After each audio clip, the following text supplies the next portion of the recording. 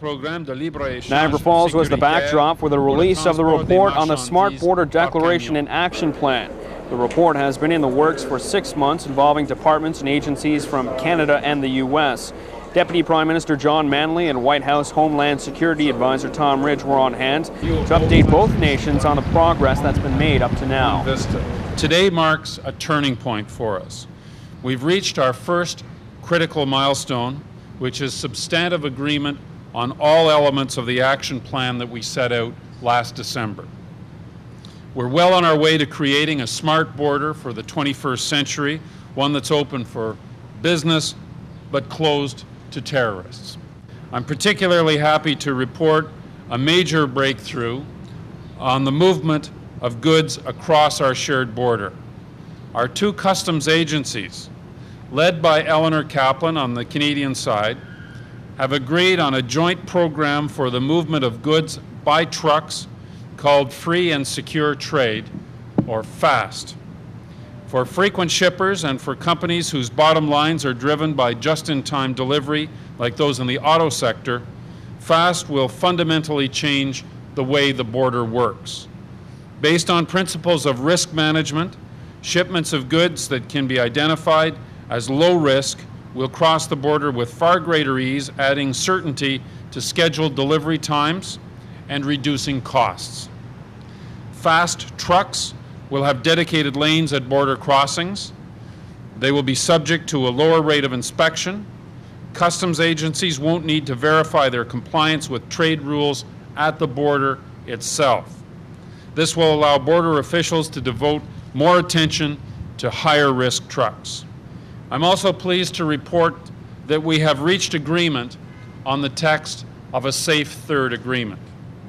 This initiative was led on the Canadian side by my colleague Denis Coderre, Minister of Citizenship and Immigration. It will allow our two countries to more effectively and equitably address refugee claims. It will discourage the practice of forum shopping by requiring refugees to make their claim in the first of our countries in which they arrive. But even more fundamentally, it will allow us to focus our efforts on those who are genuinely in need of asylum. One of the key elements of the Smart Border Declaration and Action Plan is the creation of NEXUS, a border-wide fast lane program meant to speed up the flow of low-risk travelers. The first is NEXUS, the border-wide fast lane pilot program to speed pre-screened low-risk travelers so we can focus our resources on greater risks. We expect NEXUS to be in place at all high-volume border crossings by 2003 and to open here at the Peace Bridge by January 1st. We are proud to announce today that enrollment for individuals to participate in the NEXUS program in the Fort Erie, Buffalo area will begin in September of this year, and enrollment of the participants in the Windsor, Detroit area will begin in October of this year.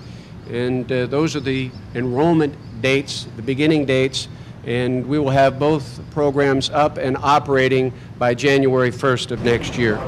It will obviously require fingerprinting, security background checks, interviews, like Canadians will be interviewed on the American side before a card is issued, and vice versa.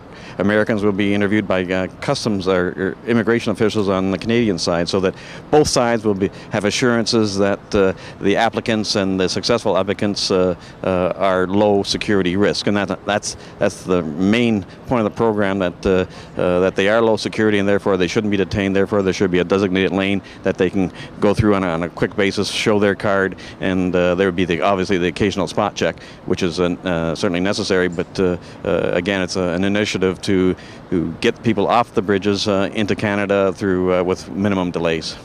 And everyone in the car will have to have one of these cards, similar to the CAN Pass, that it won't be good for the driver to have a card. All passengers will be required too, so families will have to get involved, and if you have a card and someone else in the car does not, then you won't be able to use the NEXUS lane. But we anticipate there's roughly 60,000 people in the Niagara region have applied for a CAN Pass, and we anticipate that volume would probably triple for the NEXUS card. And that's not only for Canadians, for Americans as well. Are they going to have to, there's going to be two cards out then? won't there? Well, the CAN Pass card will be archaic. It won't be used. It'll be strictly one card. There won't be two cards. CAN Pass will. So the CAN Pass holders will probably have to qualify for the NEXUS. So it will be eliminated after they start rolling it out. I wouldn't say it'd be void, but it'd be clearly redundant, I think, is what the proper term might be. One of the interested onlookers at today's news conference was transportation consultant and former Peace Bridge executive Earl Rowe. Right off, I think the components that have identified that NEXUS is going to be coming back, which of course the two-way pass into Canada and the U.S. is an absolute necessary precursor to the next step of making sure commercial traffic can cross all our borders in an efficient way. Because you have to know that the risk management approach that, I don't know what the figures are, but 95% of all the people crossing the border are no threat to either country. So it's important to know that the drivers and that the travelers are going to have their good citizen status reinforced in a way that you're going to be able to cross the border very effectively. The technology itself has been tested at Blue Water Bridge. CAN Pass, of course, has been tested at the Niagara Falls crossings and the Peace Bridge crossings, and we know it works extremely well. So it's a great thing to see that they're moving ahead rather than as I think was feared in many communities, that the announcements might very well add to the problems we have of congestion at all our border crossings. Manly and Ridge will continue to meet to ensure the completion and full implementation of the action plan. They'll also continue to identify new areas for future cooperation between the two countries. In Niagara Falls, reporting for The Source, I'm Ron LaRoche.